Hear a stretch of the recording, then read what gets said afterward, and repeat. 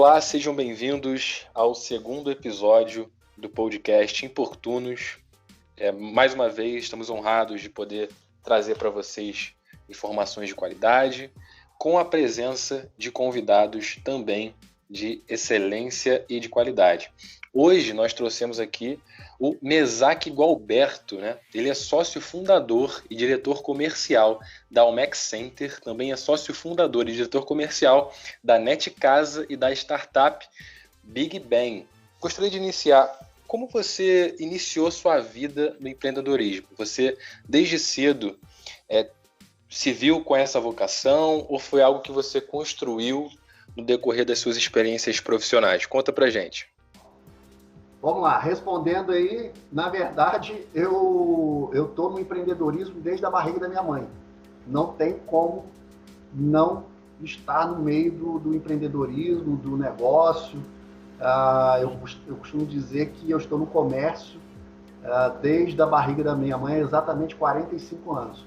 Meus pais são do comércio, né, varejo, e ela atendendo no balcão do armazém, grávida, e eu ali dentro. Então, assim, eu já nasci com faz parte no meu DNA, essa cultura do empreendedorismo, porque eu cresci nesse meio dos meus pais, conversando sempre precisava, na época usava o termo do freguês, né, que o freguês não podia perder viagem, ele tinha que estar sempre encontrando o que ele queria, ser bem atendido, enfim, cada caso um caso, dentro das realidades deles, na época, que era o armazém, né? E, assim, toda essa cultura foi me impregnando, tanto eu quanto o meu irmão. E, enfim, aí hoje a gente está aí, tá já adulto, meio que mais para lá do que para cá, né? 45 anos, e continua pujante. É uma coisa que não para. Eu falo que se eu não empreender em alguma coisa nova, eu fico depressivo. Eu tenho que estar sempre buscando alguma coisa nova para poder empreender, fazer, seja no âmbito profissional, né, pessoal, quanto também no social. Não importa, tem que fazer alguma coisa para poder desbravar. Bom dia, pessoal, tudo bem? Queria agradecer ao Mesaque também por ter aceitado o nosso convite e estar aqui com a gente, podendo bater esse papo. A primeira pergunta que eu vou fazer é a seguinte: muitas pessoas elas tendem a ter uma ideia errônea de que o empresário ele é a mesma coisa de um empreendedor. Só que a gente sabe que as características são diferentes, né? Eu queria que, em primeiro ponto, o Mesaque pontuasse isso. Em um segundo lugar, a pergunta é o seguinte: dá para você ser os dois? Você acha que dá para conciliar a atividade de empresário com a de empreendedor? E, para finalizar, uma teoria que vem sendo estudada aí desde a década de 80 é a das inteligências múltiplas. Antes, a gente tinha um conceito errôneo de inteligência que era basicamente a sua capacidade de resolver problemas. Só que, como foi estudado por Howard Gardner na Universidade de Oxford, se eu não estou enganado, Harvard, chegou-se à conclusão que existem diversos tipos de inteligência, né? E você, por exemplo, sabe que tanto o Messi tem a sua inteligência, que é a sinestésico corporal, ele é um gênio da bola, quanto o Hawking tem a sua inteligência, que é voltada para a área da lógica matemática. Então, eu queria que você comentasse esses pontos, né? É a minha primeira pergunta. Sua pergunta, muito bacana. Muitas das vezes, o empreendedor ele não é empresário e o empresário não é empreendedor, e vice-versa. E, claro, o ideal é que possamos ser os dois, né? Porque o empreendedor é aquele cara que está sempre procurando desbravar novos horizontes, novos mercados, novas oportunidades, mas se ele não tiver a visão do empresário, quer dizer, para gerir o negócio, ter em suas mãos todas as fases, todas as particularidades de um negócio para poder ter controle e assim continuar caminhando com passos firmes, essa oportunidade que ele pode estar criando, essa ideia, esse novo negócio pode vir a sucumbir por falta de não ter uma gestão eficiente, quer dizer, faltar o lado do empresário. Por sua vez, o empresário que não tiver o lado empreendedor, o lado da visão, de buscar, de querer ousar, hoje, cada vez mais, nesse mundo rápido, globalizado, essa característica é necessária do empreendedor, o empresário ter esse perfil do empreendedor, porque senão ele vai ficar para trás. Quer dizer, eu gosto de usar até a filosofia da teoria da evolução das espécies, de Charles Darwin, trazer para o comércio, para o mercado em si, onde ele diz que não é o mais forte e nem o mais inteligente que sobrevive, e sim o que melhor se adapta ao meio. Ou seja, o empresário ele pode ter construído um império em décadas passadas, em anos passados, onde era mais escasso toda a concorrência. E se ele hoje não tiver o olhar de empreendedor, ou se ele herdou uma empresa que os pais construíram, a família construiu, e ele não tiver o olhar de empreendedor para poder se adaptar cada vez mais, principalmente agora, que é o AC e DC, né, antes do Covid, depois do Covid, ele está fadado a sucumbir. Bom, então, assim, o ideal que sejam os dois perfis, né? Empreendedor e empresário. Eu admito que eu tenho mais o lado do empreendedor. Eu sou empresário, eu tenho uma gestão, porém, eu tenho mais perfil de ousar. E por isso que eu procuro sempre as compatibilidades profissionais, quer dizer, para me complementar. Eu não faço nada sozinho. Eu sou aqui na UMEC, no caso, o responsável pela área comercial, e o meu irmão é pela área administrativa, financeira, enfim. Então, quer dizer, um complementa o outro. E graças a Deus, estamos aí há 20 e poucos anos caminhando. Na Net Casa, eu tenho mais 3 sócios, quer dizer, cada um na sua área, a área administrativa, a área de projetos e a área técnica. Eu também sou comercial. E, por último, o Big Bang agora, que também sou da área comercial, e mais 3 sócios, que é um na área administrativa, outro de TI e outro na área de marketing e publicidade. Quer dizer, eu me sinto amparado pelas complementariedades profissionais que eu tenho com os meus sócios, porque eu admito que o meu perfil empresarial eu tenho, mas não é o suficiente para fazer tudo que necessita nas empresas que eu tenho hoje.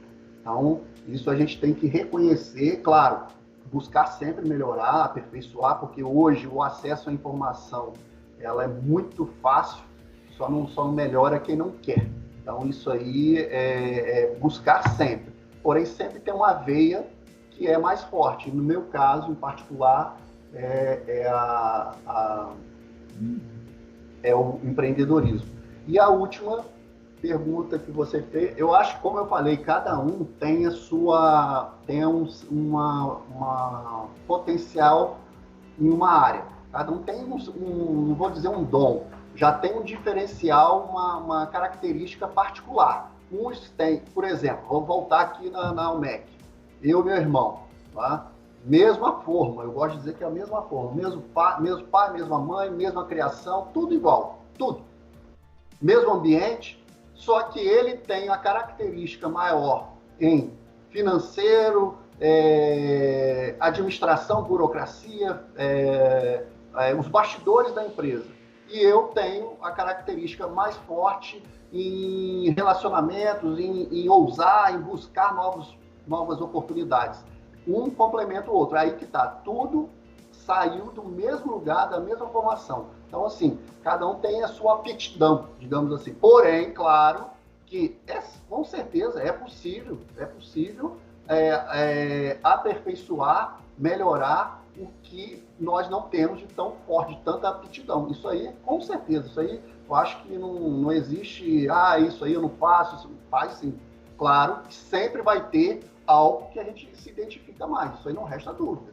Não resta dúvida. Existem os setores que a gente se identifica mais. Portanto, eu aqui na Almec, não é o meu forte a parte burocrática, os bastidores, mas quando é necessário, eu faço também. Né? Isso aí, e ele vice-versa. Também faz a parte comercial, só que cada um na sua área. Miyazaki, bom dia para você, bom dia Luiz, bom dia João, uma honra estar aqui gravando mais uma vez com vocês. Eu e Miyazaki, a gente tem uma amizade de longa data, né? Conheço você há muito tempo, a gente trocou já muitas experiências, mas sempre perguntas surgem, né? Miyazaki, uma coisa que você falou que é a questão do seu irmão, né? Na questão da Almec, né? Que foi praticamente o primeiro negócio de você, de seu, né? E depois aí a Net Casa, que eu acredito que não tenha alguém da sua família, né? E o Big Bang, acho que é a mesma coisa, né? Olhando nesses 3 ramos de negócio, que você tem o primeiro caso dentro da Almec, que você tem o seu irmão. A questão da Net Casa, que já não sei se tem alguém da sua família, e do Big Bang é a mesma coisa. Como que você vê essa questão das empresas que tem assim, alguém de família trabalhando junto? Eu acho que muitas, às vezes, dentro das famílias pensam em empreender, pensam em criar um negócio e às vezes ficam com essa barreira da questão da família. Isso ajuda, atrapalha, ou tem que saber equilibrar? Até que ponto que isso ajuda, atrapalha? E também você dá uma pontuada na questão da cultura Almec, né? Que é uma coisa que você tem orgulho e que seria legal de você dar uma pincelada e até dar uma dica aí para quem está nos ouvindo, ver essa questão, dar essa pincelada em relação à cultura Almec. E o que você está achando dos pacotes governamentais em relação à ajuda e o estímulo das empresas? O que você tem visto pelo contato que você tem com outros empresários? Eu acho que em ambos os casos, seja em família ou não, o fator principal para uma sociedade é a resiliência. Eu acho que se a gente não tiver resiliência, por quê? Como eu falei, eu e aqui, no caso aqui da Almec, somos 2, né? Por isso que a Almec e a Landark Miyazaki, somos irmãos, tudo igual, forma, criação, só que nós temos as nossas particularidades, nossos perfis, né, pessoais. E nesses 24 anos, né, de sociedade, nós tivemos vários picos de atritos, né, de divergências de opiniões.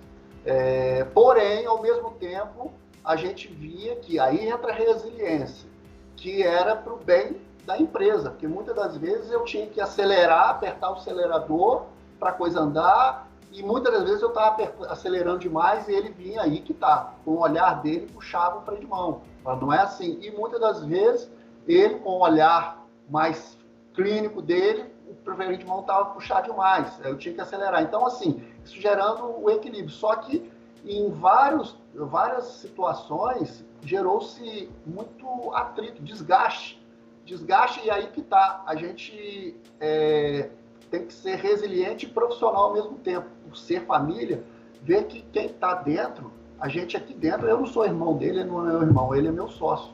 E ponto. Porque senão a coisa começa a distorcer. Aqui é uma empresa.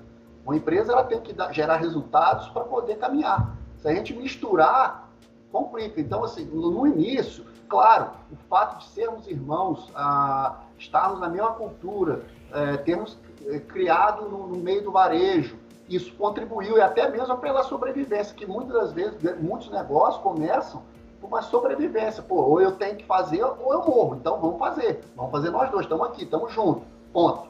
Então, é a particularidade que eu enxergo em ter sócios, seja em família ou fora da família. Principal é a resiliência. Qualquer ambiente, no caso agora da Net Casa e do Big Bang, quer dizer, não tem familiares na sociedade. Um é até muito amigo, tá? Tanto na Net Casa quanto no Big Bang, quer dizer, ele é quase um irmão, digamos assim, mas é um amigão que eu tenho do peito, e os demais foram no mercado, né? Eu fui em busca, como eu falei, da complementariedade profissional, porque não adianta, é o time, tem que ser o time, é o nosso maior ativo que uma empresa pode ter, é a equipe bem formada, para multidisciplinar, para poder equilibrar todos os pontos. E aí que está, é claro, numa sociedade existem, seja qual for o segmento, no varejo, na construção ou até na área de tecnologia, vão ter as divergências. Mas isso que é o bacana, porque, como diz o ditado, toda unanimidade é burra. Então, assim, onde mostra, abre mais o horizonte. E, claro, a resiliência.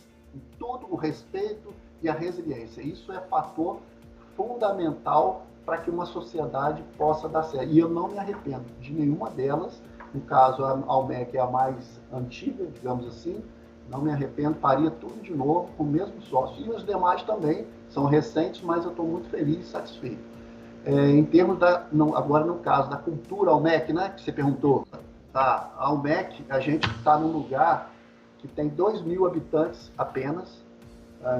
Hoje, graças a Deus, tem internet, mas nós não temos celular ainda, sinal de celular.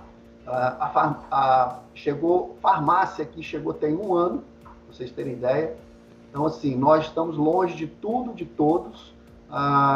Até 12 anos atrás era estrada de chão ainda, quer dizer, desde quando a gente começou, a gente sempre olhou para frente. Crise no país, sejam ela política ou econômica, nós sempre, desde que eu nasci, nós enfrentamos crise. E vocês também, está todo mundo. Mas nós somos brasileiros, né? Nós temos que arregaçar as mangas e partir para frente. Se a gente não adianta a gente focar nossa atenção no locus exterior. Claro que nós não podemos ficar alienados, de forma alguma. Mas se as nossas energias ficarem focadas no locus exterior, cara, nós não vamos fazer nada e só vai reclamar e aí que isso piora. A gente enxergou o quê? O que eu posso fazer no meu lugar, onde estou, para eu sobreviver, primeiro a sobrevivência, e depois conseguir se destacar e desbravar novos mercados. E aí que tá, Boa Sorte, longe de tudo, de todos, 2.000 habitantes, considerado a região nossa aqui, o Vale da Fome do estado do Rio, mas nem por isso a gente deixou de pensar grande. Então, assim, a gente, primeiro foi o nome, a gente olhou e falou assim, pô, um lugar chamado Boa Sorte é meio caminho andado, falta agora a gente fazer o restante. Então, assim, a gente olhou que Boa Sorte olhar sempre aquela máxima do meio copo com água. O pessimista olha e fala que está meio vazio, e o otimista olha e fala que está meio cheio. Então, a gente olhou a parte cheia, meio cheio do copo. A gente observou que Boa Sorte estava estrategicamente localizado, quer dizer, tanto para a região serrana quanto a região noroeste do estado, próximo a Minas Gerais, além Paraíba, de certa forma próximo à região dos lagos, e a gente começou a trabalhar isso aí. E, claro, sempre buscando inovar com produtos, com ações, e graças a Deus nós conseguimos conquistar o nosso espaço no mercado. Portanto, a gente vende hoje, não tanto, porque o mercado de 5 anos para cá mudou muito em vários aspectos, devido a vários pontos, mas a gente chegou a vender para todo o estado do Rio, tá? Para a capital demais, muito frequentemente vende hoje ainda também vende, mas não com tão constante quanto antes. Minas, Zona da Mata Mineira, parte do Espírito Santo, quer dizer, um lugar longe de tudo de todos, pobre, e mesmo assim a gente, graças a Deus, conseguiu conquistar o nosso espaço. Eu brinco até que a Almec, ela tem 2.500 metros quadrados de showroom, de loja. São divididos em 4 andares e é a única loja do país que cabe toda a população da cidade dentro dela. Quer dizer, ainda sobraria espaço. Então, é acreditar e ousar, porque não adianta a gente ter muito conhecimento, ser uma pessoa intelectualmente falando com muitas capacidades, ter inteligência e não ter atitude. Eu acho que é fundamental de tudo para um empreendedor e um empresário ter atitude. E cada vez mais isso vai ser muito forte. A oportunidade ela aparece em todos os lugares, mas se a gente não tiver atitude e ousar, essa oportunidade passa e a gente nem percebe, ela vai embora. Então, a Almec tem essa cultura, sempre teve, de acreditar e partir para a ação, ousar. E, aos poucos, estamos caminhando. E em relação às medidas do governo, tudo que tem acontecido, eu acho que está muito confuso. Está muito confuso, infelizmente, é o nosso cenário político. Eu acho que isso aí acaba sendo mais sério do que o próprio problema do vírus em si, porque é uma desunião total, uma guerra de interesses, onde não chegam os recursos, digamos assim, financeiros que deveriam chegar. Eu tenho clientes, nós temos clientes tanto na Almec quanto na NetCasa, que estão assim, tendo que atrasar seus pagamentos, e a gente reconhece, não vamos de forma alguma impor que eles paguem, porque a gente sabe que são pessoas idôneas, mas são empresários que não conseguem pegar os seus empréstimos, quer dizer, com o que está sendo prometido. Isso tem prejudicado muito. Se não tivesse todo esse jogo de interesse, toda essa barreira particular, tudo isso que está envolvido, que a gente sabe, muitas coisas poderiam estar sendo amenizadas, mitigadas, e evitar um impacto, principalmente um impacto social negativo no futuro. Muitas pessoas, muitas empresas, e principalmente as menores, podem sucumbir devido a toda essa particularidade, esse problema todo que está acontecendo de conflitos políticos. Essa é o que eu tenho percebido aqui. Perfeito, Mesaque. E é muito legal ver você falando que, mesmo com as dificuldades impostas pela cidade pequena, com limitações talvez de mão de obra, e até do público consumidor também, você conseguiu enfrentar essas adversidades e construir um negócio de sucesso. Mas já que você citou a questão das pequenas empresas, acompanhando um pouco do seu trabalho, que você costuma postar nas suas redes sociais, até mesmo por meio da empresa da qual você faz parte, que é o Big Bang, eu vejo você falando muito sobre a importância de valorizar os pequenos negócios, né? Segundo o Sebrae, 99% das empresas do Brasil são compostas por pequenos negócios, pequenos e micronegócios, né? E essas empresas, elas são responsáveis pela maioria dos empregos gerados de carteira assinada, cerca de 54%. Isso vem à tona, na minha visão, muito mais agora, nesse momento de pandemia. Eu queria saber de você por que é tão importante nós termos essa consciência e promover essa conscientização de maneira geral do porquê é necessário valorizarmos a padaria da esquina ou o açougue no final da rua, ainda mais nesse período de crise, que, como você falou, muitos pequenos empresários estão tendo que mandar pessoas embora, não estão conseguindo pagar as suas contas no fim do mês. Isso realmente deixará uma marca muito grande em nossa economia, que já é muito machucada há anos. Então, eu queria ouvir de você, que você expôsse um pouco do seu pensamento em relação à valorização dos pequenos negócios no Brasil, e principalmente em cidades pequenas, que é onde você está acostumado a trabalhar. Muito bacana, Luiz. Bacana. Essa sua observação, sua pergunta.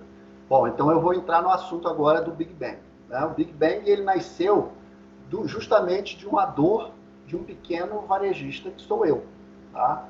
Um varejista de materiais de construção, focado em acabamentos e tal, onde eu costumo dizer que de todas as crises que nós brasileiros já enfrentamos, políticas e econômicas, nós criamos anticorpos para trabalhar com tudo isso. E a gente é guerreiro, a gente sacode, sofre muito, mas a gente sacode a poeira e dá a volta por cima. Ok. Só que de 2015 para cá, uma situação começou a me chamar muito a atenção, me incomodar muito no meu negócio em particular, primeiro, onde a gente sabe, né, uma crise aguda que a gente enfrentou, estava começando a sair, e algumas famílias de produtos aqui na Almec, na loja, tinha caído fora da curva as vendas. Não tinha muita lógica. Se as vendas, no geral, caíram 30%, 35%, foi a média nossa aqui, algumas famílias de produtos caíram 80%. Mas, poxa, tudo bem, cai 40%, 50%, um pouco mais, um pouco menos, tá. Agora, o dobro, talvez mais que o dobro, alguns pontos, isso começou a me chamar a atenção. É onde eu fui buscar o porquê. Aí entra o lado do gestor, né, do empresário. Mas peraí, mas por que está acontecendo isso? E a gente chegou à conclusão que o comércio eletrônico, o online e as grandes redes varejistas. O que começou a acontecer? A gente começou a observar que os produtos de maior valor agregado e de volume pequeno, por exemplo, vou dar um exemplo aqui, o metal sanitário, uma torneira, tem torneira aqui que custa R$3.000. Então, assim, numa caixa onde, via correio, o frete fica em R$50. Então, assim, a logística é mínima, em função do valor do produto. Então, o valor do frete é muito irrisório em função do valor agregado e do baixo volume. Essas famílias de produtos, eletrodomésticos e tal, maior valor agregado, despencaram as vendas, justamente porque o comércio online, claro, não estou falando mal do comércio online, muito pelo contrário, é o futuro, é a realidade, é uma tendência, cada vez mais está aí, e as grandes redes varejistas vindo para o interior, né, porque elas já estão nos grandes centros, então, quer dizer, elas têm que desbravar novos mercados, e estão certas, aí que está, não estou falando que estão erradas, muito pelo contrário, inclusive eu leio a biografia dos fundadores e admiro, serve de inspiração para mim, eu gosto muito. Agora, temos que admitir que, para os pequenos e médios varejistas, principalmente das pequenas e médias cidades onde o comércio é fundamental, é uma engrenagem fundamental na cadeia econômica, onde gera empregos diretos, indiretos e faz o dinheiro circular, isso é uma ameaça sutil. Eu falo que é uma ameaça sutil, invisível, que pode trazer sérios danos a médio e longo prazo e até irreparáveis. Por quê? As pessoas não se dão conta, inclusive até os próprios empresários, né, os varejistas, não se deram conta, e isso começou a me incomodar. Aí surgiu a ideia do Big Bang. Por quê? É muito sutil. Vamos dar aqui, não vou falar o nome das redes, mas vamos lá, uma grande rede de móveis e elétricos chega em Friburgo, eu falo Friburgo é a nossa metrópole do interior, e monta a loja, tá, beleza, gera 100 empregos diretos, vai para mídia, prefeito, todo mundo, jornal, bate palma, beleza, 100 empregos diretos, tal. Só que essa é uma doce ilusão no sentido de que os microempresários, os empresários pequenos varejistas do mesmo segmento da cidade, que geram empregos diretos e indiretos, as vendas deles começam a cair nesse segmento, ele demite um, o outro demite dois, o outro demite mais um, só que é sutil, é silencioso, ninguém percebe que ele está sendo demitido, que ele está demitindo seus funcionários por essa particularidade de uma grande rede que chegou em sua cidade e também a perda das vendas para o comércio online.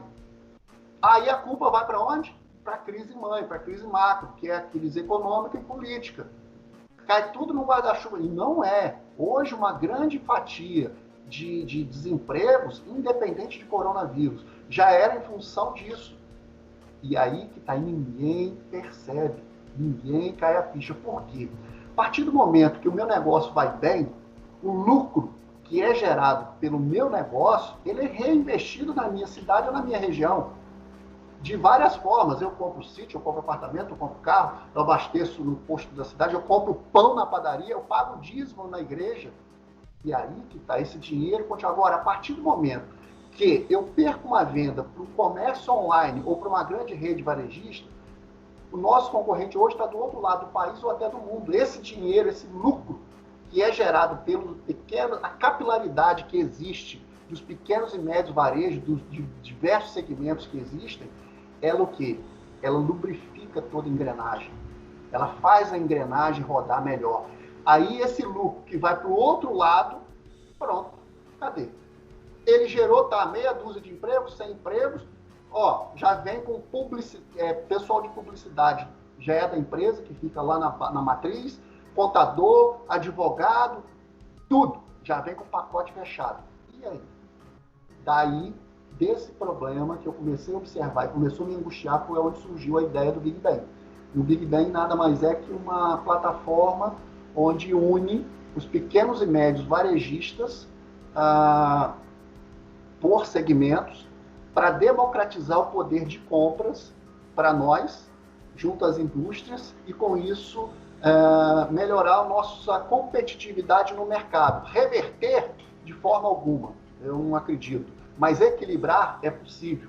E aí sim. Então aí o Big Bang tem um papel de conscientização da sociedade também, onde a gente já fez várias apresentações no ano passado, mostrando que é importante a importância do comércio local, das pessoas comprarem, valorizar o comércio local, porque ela valorizando o comércio local, ela está gerando empregos para ela, para o filho, para o sobrinho, para o amigo, a engrenagem continua viva. Então, assim, cada par de tênis, cada produto que a gente deixa de comprar no comércio local, a gente está enfraquecendo essa engrenagem, prejudicando a si próprio. Então, assim, é um conjunto de fatores. E com esse problema do coronavírus, é por isso que o Big Bang ele acaba também indo na contramão de tudo que tem acontecido, porque é uma empresa de tecnologia, né? É tudo, né, virtual, online, não é presencial, está ajudando, tem ferramentas para as indústrias, porque até acaba tendo uma plataforma, um e-commerce para as indústrias, para chegar nos varejistas, e por sua vez os pequenos e médios varejistas, força de compra e negociação. Então a gente consegue unir as duas pontas que estão necessitando. E essa conscientização, o que eu desejo de coração, que toda essa mobilização, essa conscientização que está acontecendo agora, que está sendo muito bacana, que não seja apenas no período do coronavírus, da quarentena, ou pós-humano, não. Que de fato caia essa ficha na sociedade e perceba a importância do comércio local estar ativo, estar pujante, estar vivo. Porque não é coronavírus que vai matar uma economia local. Não, portanto a gente já vinha pregando. Tudo que tem acontecido, essa globalização, é a guerra comercial, a guerra do futuro. Numa esfera maior, a gente pode dar um exemplo aí dos Estados Unidos e China. Pronto. É aí que está o X da questão. Então não precisa de coronavírus para poder matar uma economia local onde o comércio é fundamental. Não. Ela acelerou o processo e fez todo mundo despertar, acordar. Agora, se isso não for uma constância, depois também, não vai adiantar nada. Por isso que a gente fala que é uma ameaça sutil, que estava vindo, roendo, e ninguém percebendo. E poderia ser tarde demais para poder a sociedade e os varejistas se adaptarem, porque essa velocidade, os pequenos e médios varejistas, nós não temos essa velocidade de adaptação, onde é fundamental, principalmente nesse mundo tecnológico. De 2000 para cá, 494 startups ao redor do mundo alçaram o status de unicórnio, que para quem está ouvindo aí e não sabe, é quando uma empresa ela atinge o valor de mercado de $1 bilhão. Estados Unidos e China, eles concentram 80% dessas empresas. Mas, apesar disso, no Brasil, a gente percebe que tem tido um crescimento, né? A gente já é o 8º país no mundo e temos já 4 empresas nessa categoria. Só que, com essa situação que a gente vive hoje no Brasil, de Covid, a gente sabe que as reformas estruturantes que poderiam ser passadas no Congresso para poder facilitar os negócios vão ser praticamente inviabilizadas. Né? Mas ainda assim, eu queria saber o que pode ser feito para melhorar o ambiente de negócios, trazer mais investimentos, até talvez melhorar a cultura de empreendedorismo. Como é que você está avaliando tudo isso? Como que você acha que esse momento que a gente vive agora pode colaborar, talvez, ou se ele vai atrapalhar, não sei. Como é que você vê isso nessa questão de a forma como é visto o negócio, né? Realmente, né, os unicórnios, nós, aqui no Brasil, nós não temos tantos ainda quanto gostaríamos, mas estamos caminhando, né? O Brasil, eu acho que tem despertado um lado empreendedor nas pessoas, justamente por tudo que a gente tem passado e a insegurança que tem gerado cada vez mais. Isso é muito importante, isso é muito legal, porque a gente começa a botar para fora todos os nossos talentos que estavam na zona de conforto. Tá? Em relação a startups, que hoje eu tenho lido muito, que os investidores, é um paradoxo, né?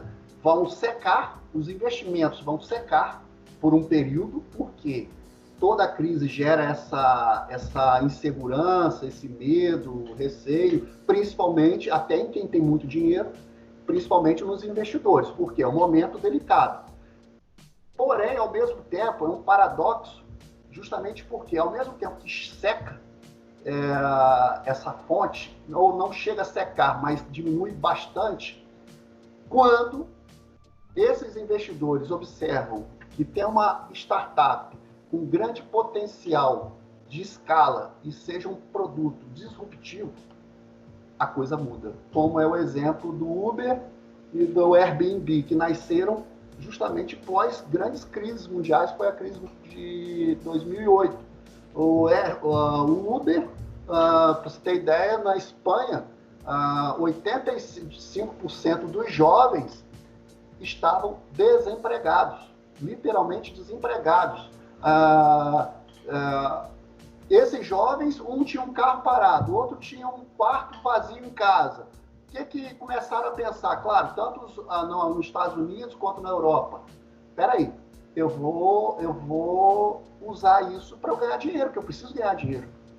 E aí que está, onde surgem as grandes ideias inovadoras, que muitas das vezes, talvez por cultura, se não fosse uma crise aguda, eu não colocaria alguém na minha casa, eu não alugaria um quarto pelo Airbnb, ou até não carregaria pessoas estranhas no meu carro.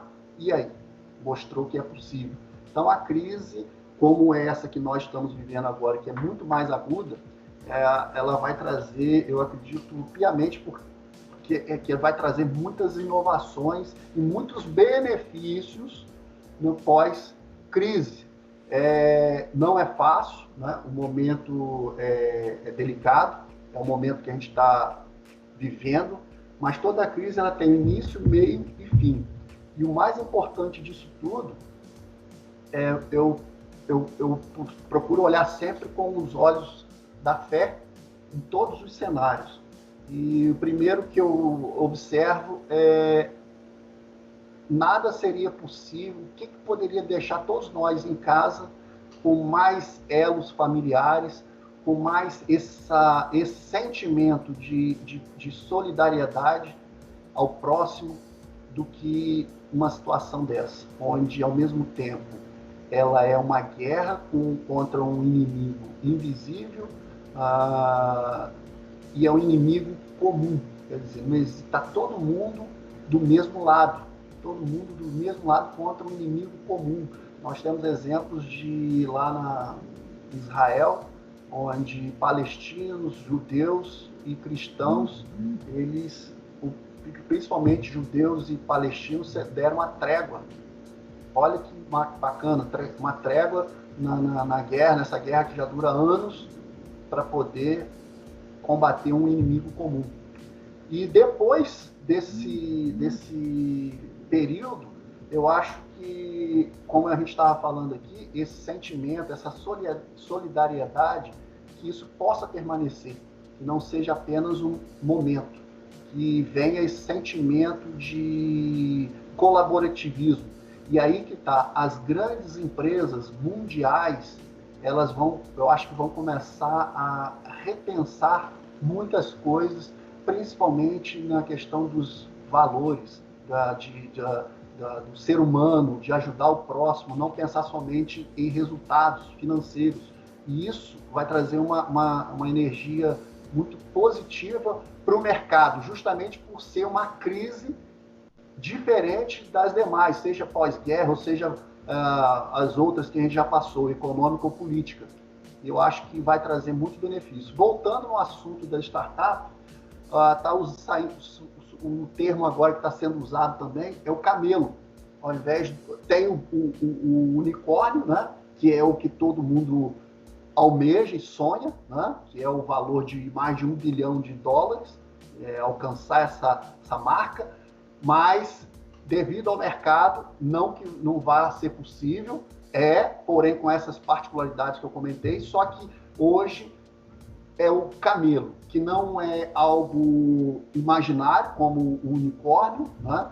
É de fato real, e é um animal que pode ficar por vários dias sem comer e sem beber, passar por ambientes hostis e sobreviver. Então, hoje estão usando o termo do camelo para as startups, que as startups camelos que vão conseguir sobreviver e depois se tornarem talvez um unicórnio. Então, hoje é a lei da sobrevivência. Independente do segmento, nós temos que ser camelos, sobreviver para depois a gente traçar os novos planos. Exato. Eu vou trazer uma pergunta aqui que eu acho que é pertinente, porque a gente está falando de startups, estamos falando de unicórnio, estamos falando de novos negócios, mas tem um setor que, de fato, você até tem um conhecimento também, que é o setor do turismo, que é o setor que, de fato, está sendo prejudicado nessa questão de crise, mas também vai ficar prejudicado por um bom tempo no pós-crise. Querendo ou não, o turismo é toda uma cadeia. Tem a questão dos hotéis, tem a questão das pousadas, mas também tem outros gaps nesse sentido. Gaps não, players nesse sentido, principalmente a parte aérea, que vai ficar sendo impactada ainda por um bom tempo. Afinal, é um setor altamente dolarizado, é um setor que altamente depende de demanda, e é uma demanda que ainda vai ficar reprimida por um bom tempo. Acreditamos que a retomada gradual que vai acontecer no mercado aéreo vai ser, em alguns momentos, mais a questão mais executiva, mas o turismo ainda vai ficar sentindo um pouco, porque acho que vai sentir ainda muito por um bom tempo, por conta até da questão ainda do coronavírus, por conta da questão ainda de não ter a gente ainda está pesquisando um tratamento, né, ou a vacina. Então ainda muita gente, mesmo acabando a quarentena, ainda as pessoas vão ficar com medo até ter uma solução para esse problema. E particularmente o que eu tenho conversado com alguns amigos, praticamente o setor que vai ganhar nesse caso talvez é o turismo terrestre, que é aquele que a gente faz de carro, aquele turismo de pequenas distâncias. Por exemplo, a pessoa que está no Rio vem a Friburgo, ou a gente que está em Friburgo e a Cabo Frio, esse turismo mais regionalizado por conta da questão de carro e também do custo. Nós sabemos que nós temos uma região altamente perfeita para o turismo, altamente com oportunidades de turismo até de alta renda, mas que acaba sendo não potencializado. Qual cenário você vê que pode ser enxergado pelos empresários e também até por pessoas como nós que queremos criar novas soluções, o turismo vai ter que enfrentar e que talvez Friburgo, Duas Barras, Cantagalo e a nossa região aqui do Centro-Norte possa também ganhar em relação ao turismo e que pelo menos esse pessoal que está sentindo tanto nesse momento, pelo menos amenize nessa volta do pós-corona. Perfeito, Iago. Perfeitas observações aí que você fez em relação ao turismo. Sem dúvida é o segmento, um dos segmentos, talvez o maior, o que vai sofrer mais com toda essa situação e talvez seja o mais, que demore mais a se recuperar, né? Toda a característica.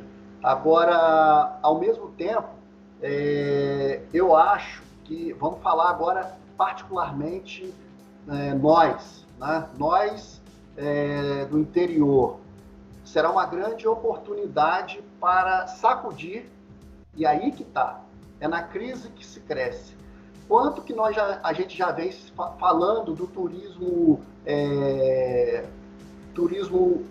rural, turismo ecológico, cultural, que é a nossa região, tanta coisa bacana, e a coisa fica engatinhando, fica aquela coisa assim, o poder público ajuda e não ajuda, o Sebrae, cara, nota 10, sempre apoiando e fazendo dentro do possível que pode ser feito, mas ao mesmo tempo aquela coisa arrastada. A própria sociedade não olhando as preciosidades, o valor que nós temos tão bacana em nossa região, onde a gente tem muitos atrativos, como eu falei, rural, que cada vez mais está em alta, e agora muito mais as pessoas vão querer buscar isso, a natureza, o ar livre, se encontrar com o meio rural, a simplicidade, pegar essa oportunidade e trabalhar. Sem dúvida, o mercado do turismo doméstico ou terrestre, próximo, vai ajudar muito.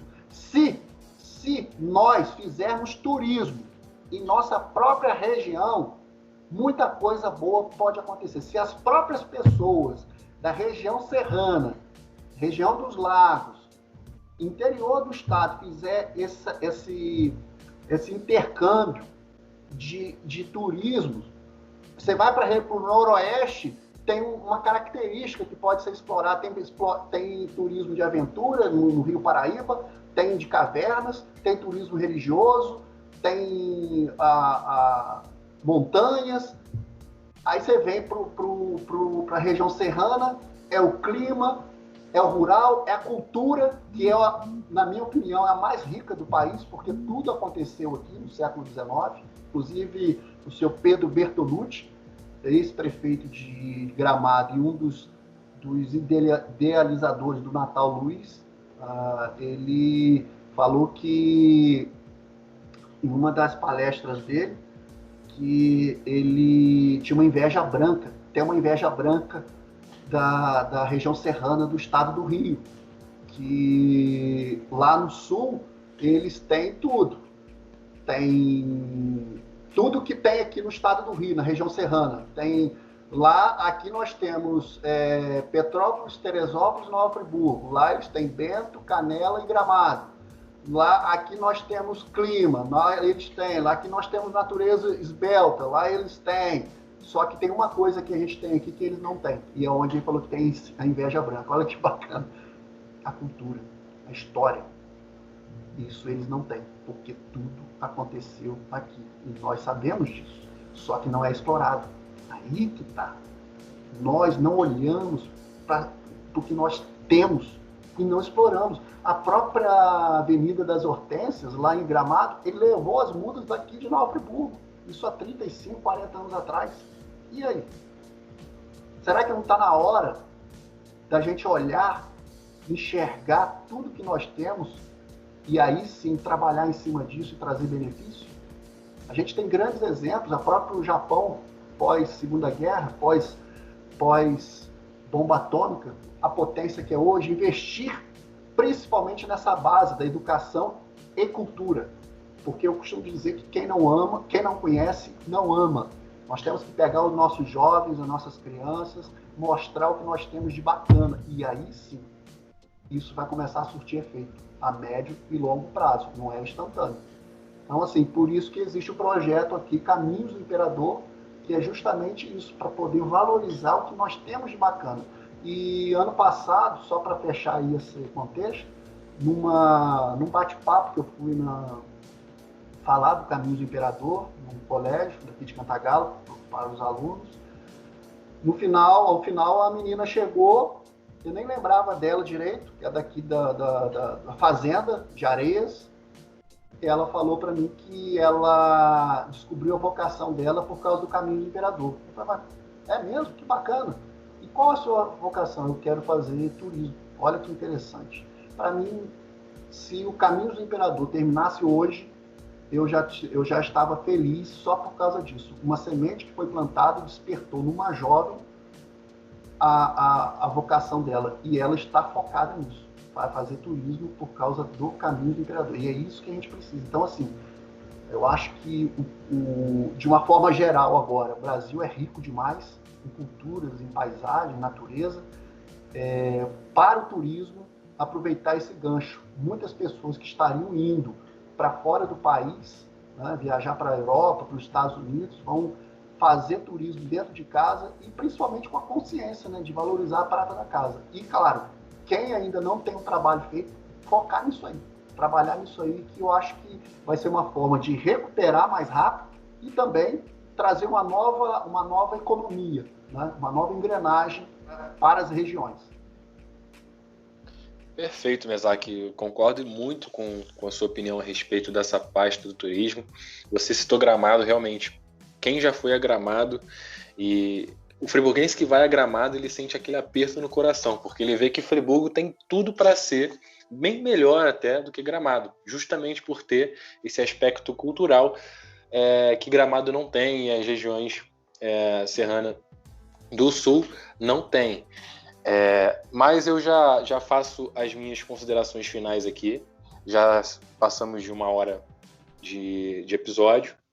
Eu queria primeiro parabenizar pelo seu trabalho, principalmente nas questões sociais e até de conscientização ambiental também. A gente sabe que a Net Casa ela trabalha com um sistema que é mais saudável ecologicamente, digamos assim. E a gente vê também que você sempre está tentando fomentar e buscar novas alternativas, ainda mais dando chance, como você bem falou e explicou, a filosofia do Big Bang, que é dar mais chance aos pequenos empresários que estão se vendo um pouco perdidos com a inovação tecnológica que assola positivamente, mas que tem sim alguns aspectos negativos que devem sim ser repensados na atualidade. Então eu tenho certeza que esse momento que a gente vive, que é o da quarentena, ele exige pessoas como você, que olham para frente, não abaixam a cabeça em frente à adversidade, e que estão sempre dispostos a se adaptar e a compartilhar conhecimento, principalmente. Então, com essas palavras, eu me despeço e acredito também que seria legal você, ao final, sugerir livros ou filmes ou conteúdo de forma geral para inspirar e educar as pessoas que estão nos ouvindo. Muito obrigado e eu me despeço por aqui. Obrigado, Luiz, pelas palavras. Fico lisonjeado, feliz. Eu falo sempre que a gente faz, né, tudo de coração. Quando a gente se propõe a fazer alguma coisa, se entrega de coração, de corpo e alma, principalmente no âmbito social, que é o caso do Caminho do Imperador, sem segundas intenções. E assim, eu acho que quando a gente tem adversidades, né, a gente tem que pensar positivo, principalmente nesse momento. Pensar positivo, acreditar que dias melhores virão para poder e se apegar, né, à fé, para poder, principalmente a fé, para poder conseguir passar pelos momentos difíceis, porque isso é fundamental. Isso independente seja quem empresário ou não, qualquer pessoa está aí, é um ser humano, um ser vivo e precisa dessa energia positiva para poder ultrapassar. E não se deixar levar com muitas informações. Isso é um exercício que eu pratico e, claro, não quero ficar alienado, mas procuro também não me deixar contaminar pelo locus exterior. Tá? Eu não fico muito ligado em telejornais e muito noticiário para poder não cair num vácuo, e aí sim, a energia ruim tirar a minha perspectiva de dias melhores. Então eu prefiro me isolar um pouco. E claro, sem dúvida nenhuma, me inspirar em grandes exemplos, seja no social ou no meu ramo empresarial, no empreendedorismo. Então, assim, você pediu dicas de livros e de filmes. Filmes, eu sou fã do Steve Jobs, né? Então tem o filme dele, o Jobs, tem o Fome de Poder, tem o do Walt Disney, que agora não me recordo o nome. Tem muitos filmes bacanas. O brasileiro, o nacional, eu gosto do Barão de Mauá, que é o Imperador e o Rei. Né? Para mim, o Barão de Mauá foi o maior empreendedor do Brasil. Isso aí não resta dúvida, até agora, até o momento. Um patriota, um homem com uma visão extraordinária. De livros, eu tenho lido muito voltado para startup ultimamente, né? Que é a Startup Enxuta, do Eric Ries. Tem do brasileiro Thales Gomes, que é Nada Easy, que é o fundador do EasyTax, né? Como se fosse aí o Uber, mais ou menos isso. Um cara muito bacana, muitos ensinamentos. Visionários, do Diego Carmona. E um que para mim é o que me marcou muito na minha vida, que tanto pessoal, espiritual e profissional, que é o Lidere como Jesus. Esse livro para mim ele marcou a minha vida em todos os aspectos, porque ele é completo. Para mim ele me deu uma aula do pessoal, do espiritual. Aliás, vamos inverter a ordem do profissional, né, como líder, como liderança com as pessoas, o exemplo que Jesus foi, que ele usou para liderar as pessoas da forma dele, do jeito dele, pessoal, né, para poder conviver melhor com as pessoas ao seu redor, e principalmente espiritual, né, onde é o meu maior exemplo de líder e de espiritualidade, e onde me inspira, né, a vencer os momentos difíceis. Então é isso. Que nós possamos juntos, né, Brasil, todos nós, nos unirmos cada vez mais e pensar positivo. O brasileiro ele é guerreiro e consegue dar a volta por cima. É mais um que nós vamos sair mais fortes e unidos, se Deus quiser. Mais uma vez, agradecer pelo convite, por aceitar o nosso bate-papo. Toda vez que a gente se encontra, né, é sempre um aprendizado. Aqui não está sendo diferente, está sendo um grande aprendizado. E é aquilo, né? Fazer uma breve brincadeira. Quando eu crescer, espero ser que nem você. Mas te agradecer mais uma vez, agradecer ao João, agradecer ao Luiz por ter enriquecido esse bate-papo aqui. E a única coisa que eu vou jogar para você é o seguinte: uma palavra que defina o turismo aqui da nossa região, aqui pós-quarentena, que você espere, que você sonhe, que você ache que nós vamos construir. E mais uma vez, obrigado e até o próximo episódio. Obrigado, amigo. Obrigado. É sempre um prazer falar com você, tá? Você é um cara que eu admiro muito, um cara inteligente, com a mente aberta. E isso é muito bom, enriquece a gente. Bom, o que eu defino, uma palavra para o nosso turismo: sustentabilidade, em todos os aspectos. Sustentabilidade da cultura, sustentabilidade do meio ambiente, sustentabilidade econômica. Então, o turismo ele pode trazer muitos benefícios, pode não, tenho certeza, para a nossa região. É só a gente lapidar esse diamante bruto que nós temos dentro de casa e a gente não está enxergando devidamente. Pessoal, queria agradecer também a todos vocês aí por terem comprado essa ideia novamente, né? A gente está aqui podendo trazer o segundo episódio e sei que viram muitos outros. Agradecer ao Mesaque por ter aceitado o convite, foi um bate-papo muito interessante, eu acho que vai agregar para muita gente. Agradecer também pelas dicas culturais que ele nos deu e deu também para o nosso público, né? Que é sempre muito importante. A gente sabe que no Brasil, por exemplo, a gente não tem esse hábito de ler e também isso é muito incentivado por líderes políticos, né? Por exemplo, o ex-presidente Lula se orgulhava de nunca ter lido um livro.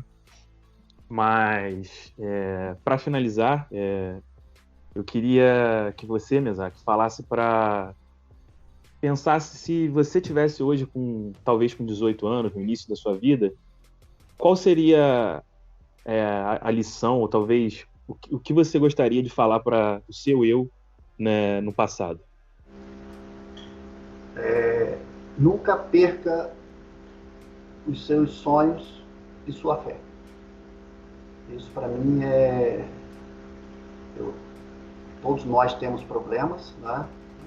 A vida é isso, são as dificuldades, sejam elas pessoais, profissionais, mas quando a gente tem sonho e tem fé, a gente consegue vencer todas essas dificuldades.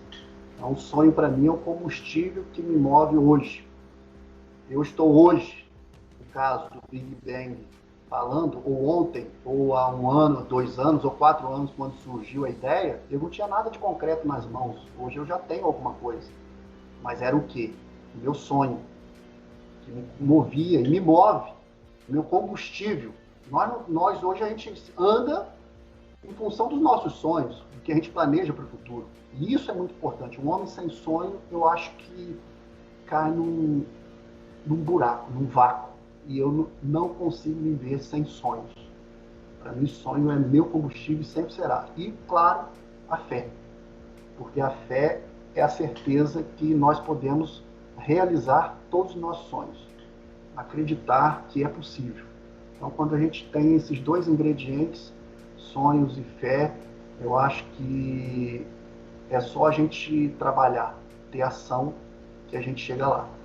E é isso que eu falaria para mim hoje, aliás, se eu tivesse 18 anos. E é o que eu falo para os meus filhos. Não percam seus sonhos e sua fé. E obrigado também, tá, pelo convite, mais uma vez, aí, é um prazer estar aqui com vocês, compartilhando, trocando, conversando. Eu acho que esse é o caminho.